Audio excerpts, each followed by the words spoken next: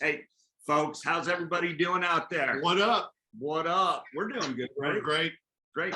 Hey, if you don't know Gary Pratt, folks, you should. Hey, Gary, what's going on? Yeah. Hey, just hanging today. No, I left work and hurried up and ran home to do this interview. And Thank you. but I'm excited about it. I'm glad to meet you guys. Thank you so much.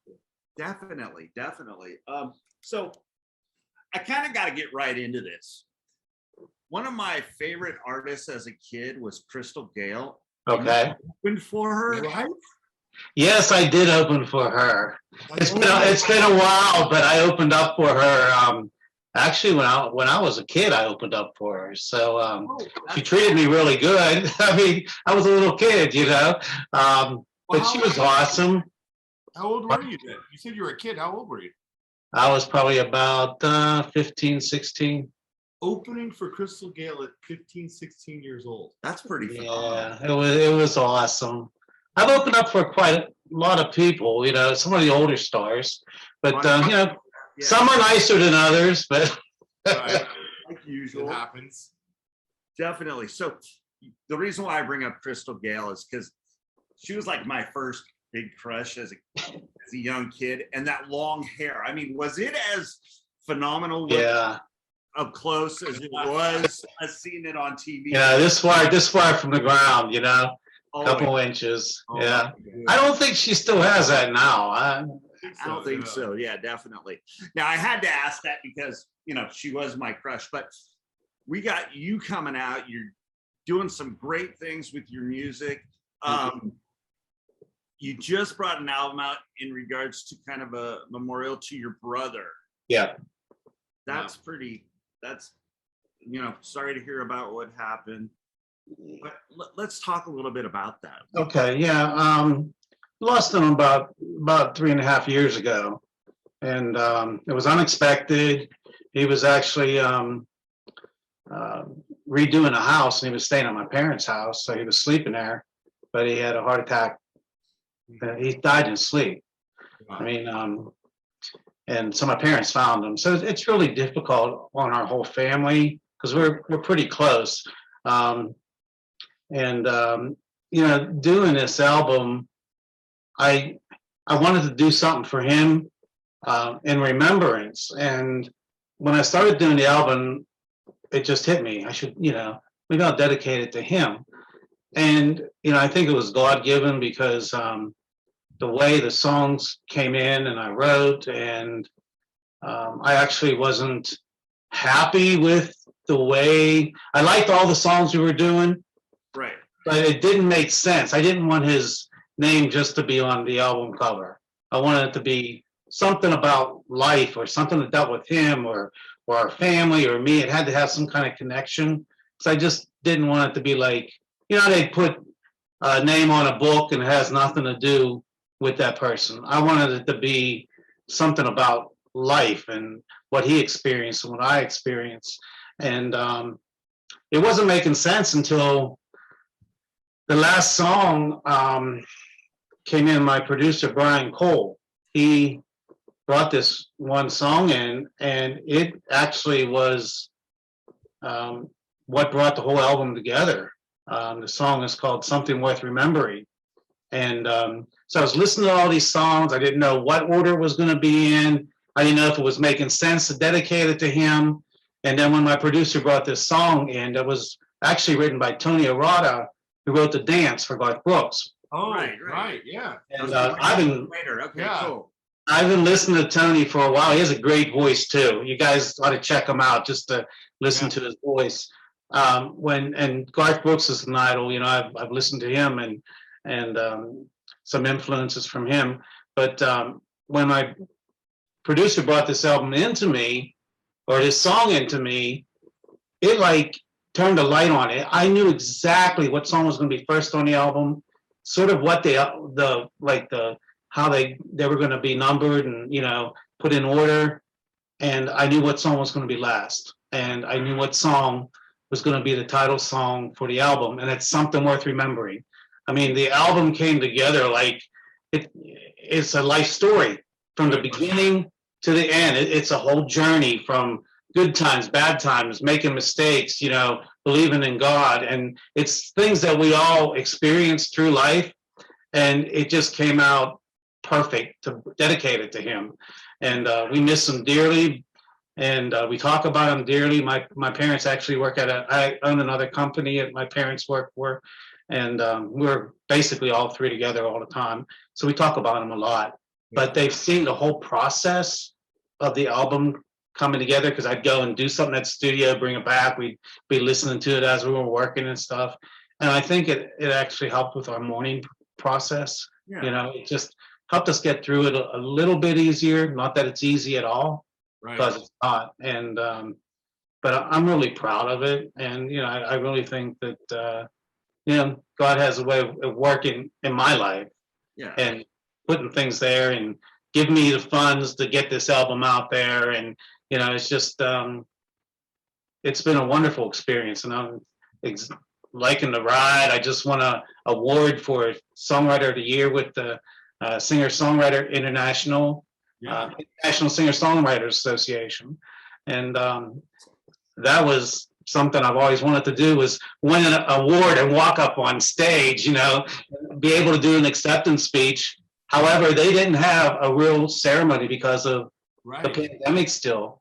So this is pretty funny. I was sitting in a mall and I was getting something made at Things Remembered, of all places. And being the album Something Worth Remembering, anyhow, had nothing to do with that, but I was getting something made. And I said, oh, I got to watch that show. So I'm sitting in the middle of the mall and I'm watching it on my phone. And when they announced my name, I was like, I had nobody to tell. You know? Should I stand up and do an acceptance speech right here? But no, I was really excited. I really didn't think I'd win, but I'm so blessed, you know, just to have that. And the award is, you know, it's like over 12 inches tall. It's all crystal, and they sent it to me. And I still have to. Read at Things Remembered. No. Yeah, you don't make it. You got to toot your own horn, right? That's right. But you said you weren't celebrating with anybody, but in a way you kind of were, because your brother was looking down upon you, going, "Hey, I'm right here, sucker. I got you. I got you." That would be him too. Yeah, you know, I believe, you know, he's pulling some strings for me. I'm sure. You know, he would be very proud. He was always proud of my music, and you know, it was always, I called him my bodyguard, because he was a real big guy, and I'm not a big guy, and no one would mess with me anywhere with him around, you know. And he used to show up at some of the most like places that were a little bit more rough, you know. And I didn't really put it together till after he was gone. You know, some of the places he went, I just come out to hear you sing. I don't think so. I think he was there to make sure it was okay. That works. That works. Yeah. He was an awesome guy. You talked about how the song that Mr. Arrieta brought over was kind of like the integral piece. Yeah. And kind of how it came together. Isn't it, in my opinion, amazing or ironic how sometimes it's one of those small little pieces that come in and everything just kind of flows and you're like, oh my God, that was it. Yeah, that's exactly what happened. Yeah. He brought that in. I was like, that's it.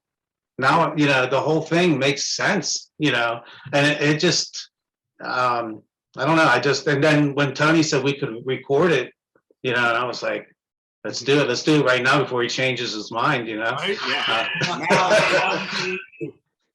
Let's go. Now, you know, but yeah, that was the whole key. That's the key. That was the key to the album. Yeah. You know, and it just makes everything on the album, you know, part of a story. Nice. And I love it. Now I know people are wondering when it came out. It came out in July, and you know, where can they get it if they want to get it? Why don't you go ahead and tell them, and we'll put it up and let them know. Yeah, it's on all the music media sites, of course. You know, you got Amazon and Apple, and you can hear it on YouTube, Diesel, Tidal, any of the music, you know, sites. You can tell Alexa, she plays it. So that's my new marketing tool, you know. Oh, really? I have that, you know. Yeah. But Alexa. Anywhere. Yeah. Hey, Alexa, play What Up with Rob and Chris. And it's cool to be able to sit there. And you can sit there and go, hey, Alexa, play Gary Pratt. Let's go. Yeah, there you go. Or you can go to my website, and it's www.garyprattmusic.com. Takes you to all the sites. You can, see some. We got some lyric videos now. Hopefully, we'll be working on, like a real video on one of the songs. The first single was a song you can drink a beer to, and it did really. Amen. We needed a song like that. Absolutely, because I always like to drink beers to songs. Yeah, and it doesn't matter what mood you're in, right? You could be in an awful mood, you still need to drink a beer, right? Still need a song. And if you don't have a song to drink a beer to, then now you do, Well, you know what? And you're talking about the beer that you're drinking to. We got to know, are you a crafty beer person, or are you like a standard old, whatever it may be? You know what? This is weird because I quit drinking a couple years ago. That's okay. I understand. But I'm very experienced, and you always have to write about things that you're experienced in. So, no, I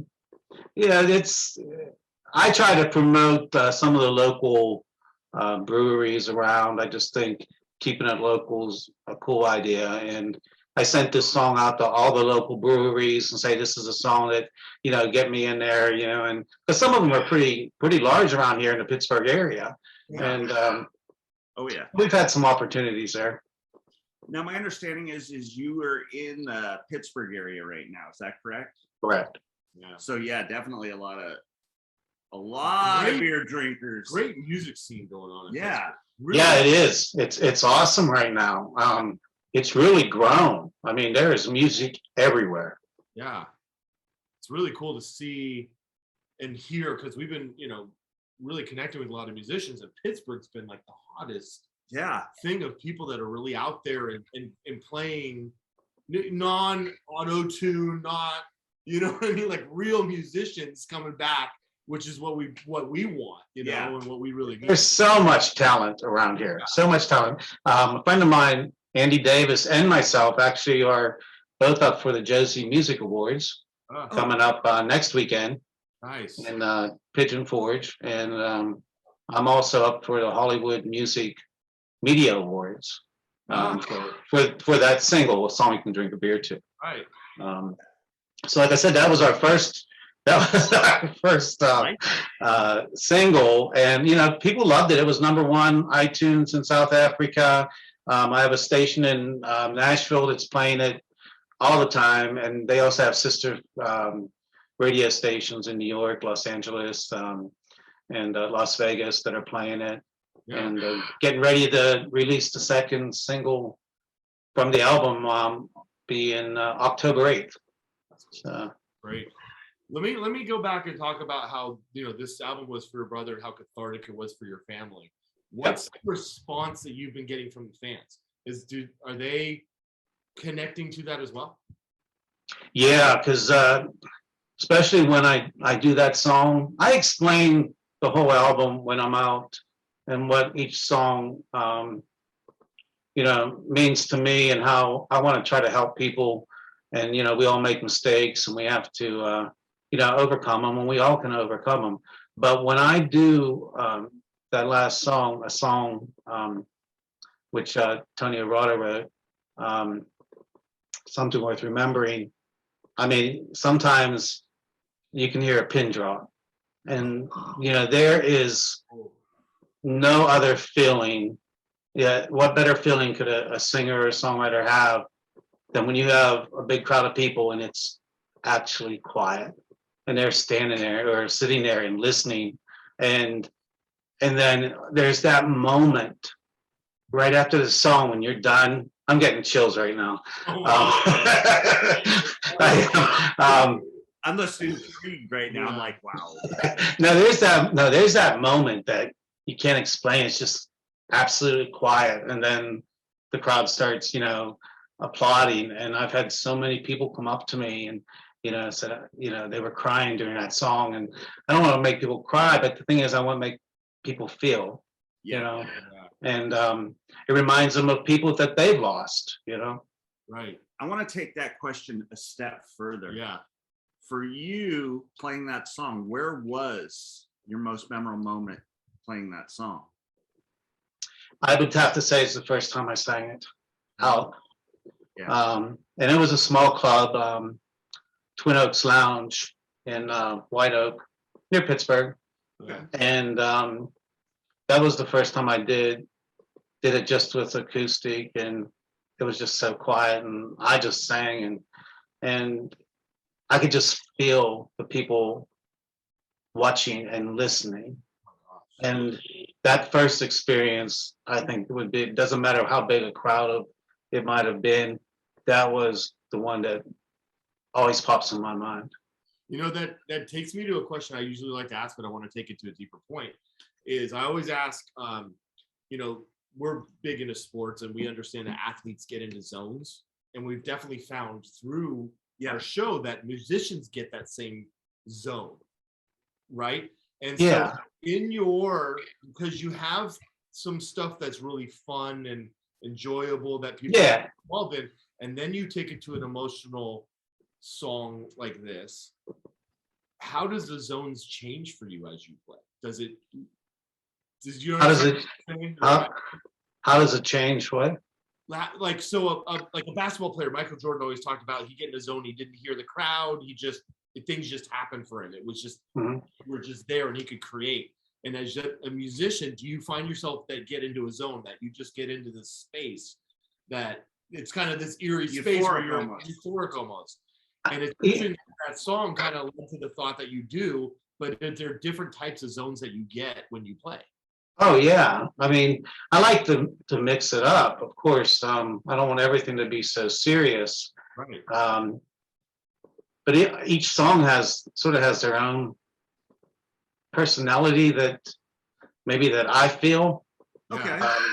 You know what I mean? It's like, if it's a fun song, and you know, I'm usually there wherever that song is. You know, I have a tendency to really love songs that take negative situations and turn them into positive things. That's how I like to write. And I didn't really recognize that until my last, I did an album before this back in 2009 that I wrote all the songs. And the more I was listening, people were saying, well, that's a negative situation. You know, people are telling me, and I was like, yeah, I guess that's how I write, you know? And some of the songs on this album are the same way, but some's fun, you know, but every song has its own place, like in my heart, you know, and it comes from different parts of me, maybe. That makes any sense? No, it makes total sense, really because it depends on the moment, the time, how you're singing, what you're singing, and it brings out the best in you in many different ways, right? Right, and now I want to create a show too. Yeah. I want people to experience different emotions, and if you're doing all fast songs, I mean, that's, you know, all fast, happy songs. Yet that's great, of course, but then you slow it down and you do something that has a real message, and it gets people thinking, and that's sort of what I'm about, is people doing good for others, and you know, not taking life for granted. And you know, if something doesn't work out in your life, say a relationship or something like that, then it wasn't meant to be. You know, there's a special someone out there that's going to be so much better for you, and you know, was the match God had for you, and down the road, you know. And so things don't work out for certain reasons, because it wasn't supposed to be. But some people get hung up on things. So it's like, you know, taking a relationship that didn't work out. There's one on the album. I recorded a duet with Savannah Nider, who's also on Michael Stover's label, MTS, and went down to Nashville, and she loved the song, and we recorded it. But it's about, you know, two people that have broken hearts, and they end up finding each other, and they're so glad they did, because life is the way it's supposed to be, you know, and it's called To Find Us. Have you guys talked to Matt Weston at all? You know Matt? Oh, not yet, not Matt. Okay. because I have him on the album too. He does some backup on the album. He's a great guy. Oh, nice. We'll definitely have to chat with him too. Yeah, won't sounds we? great. Yeah. Now, and you're talking about the people that you kind of worked with recently that you've done that. Do you have a dream person, alive or dead, that you would have loved to work with or would like to work with? You know, everyone always laughs when I tell them this, but I just love Dolly Parton. I do. I do. There's just, the lady's like this icon and is, to me, sort of like almost like a cartoon character. But you know, she always reinvents herself, and she's always, you know, and she doesn't like, she does good for other people too. Right now, she has books out for kids and, you know, people that she's done for her hometown and all that kind of stuff like that, where she lived at. But and plus her courage to come, you know, to leave her family at that day and age and go to Nashville as a woman and, you know, break into the music business. I mean, it takes a lot of courage. So there's a lot about her, not just music wise, but I just respect her. And I think she'd be a hoot to, you know, just to go have dinner with or something like that, you know. Have a beer with you. Oh, I'll even get her to do a duet with me, you know. Yes, there you go, root beer. So I just wanted to mention this because as I was thinking up to ask you that question, Islands in the Stream was in my head. Dolly Parton. Yeah, Jolene came in my head because my daughter sung it as a tribute to her. So we were on the same end. Are you serious? Yeah. You guys will. Like, oh, duet. I could see him doing a duet with somebody. Oh yeah, Islands on the Stream style. Oh God, yeah. And I was like, oh my gosh, that would be brilliant. So when he said Savannah, Dolly Parton, it was incredible. Yes. You know, I love doing duets. I've always had a girl in my show. Right now I have this wonderful girl. Her name's Kate Zoller, and we've been working together for about 2 years now. And she never sang on stage before or nothing like that.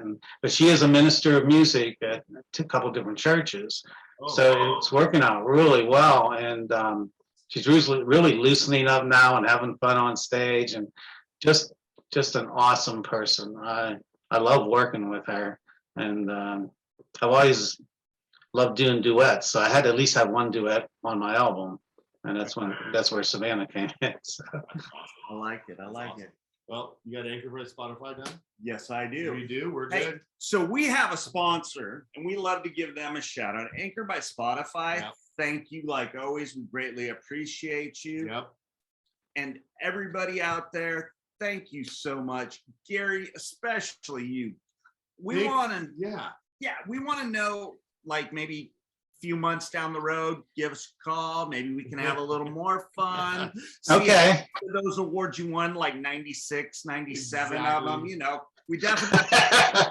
Hey, if I get 3, I'll be real happy. But I'm happy with that one. I'm happy with the one. I want to get it next year though too. So I got some work to do. Giving us a song to drink a beer to. Amen. Appreciate that. Oh, And yeah. It's actually been a pleasure. Thank you. Thank you guys, and I appreciate your time, and have a great week. Yeah. Hey, What up? you too. What up, everybody? Have a All great right. better tomorrow. All right. Have a good one. All right. See you later. Thank you guys. Bye bye.